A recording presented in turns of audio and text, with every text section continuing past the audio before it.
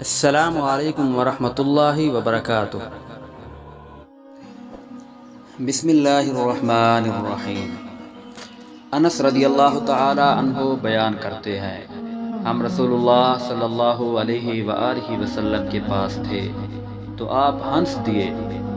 آپ صلی اللہ علیہ وآلہ وسلم نے فرمایا، کیا تم جانتے ہو کہ میں کس وجہ سے ہنس رہا ہوں؟ انس رضی اللہ تعالی عنہ بیان کرتے ہیں، ہم نے کہا اللہ اور اس کے رسول بہتر جانتے ہیں۔ فرمایا، بندے کے اپنے رب سے مخاطب ہونے سے وہ عرض کرے گا، رب جی کیا آپ مجھے ظلم سے نہیں بچائیں گے؟ فرمایا، وہ رب تعالی فرمائے گا، کیوں نہیں، ضرور۔ فرمایا، وہ عرض کرے گا، میں اپنے خلاف صرف اپنے نفس ہی کی گواہی قبول کروں گا۔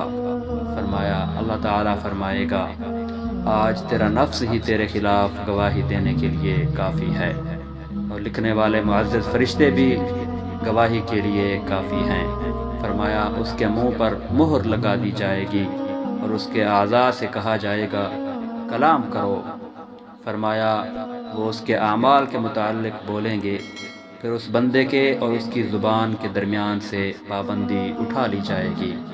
فرمایا، وہ اپنی زبان سے بول کر کہے گا، تمہارے لیے دوری ہو اور ہلاکت ہو، میں تو تمہاری ہی طرف سے جھگڑا تھا۔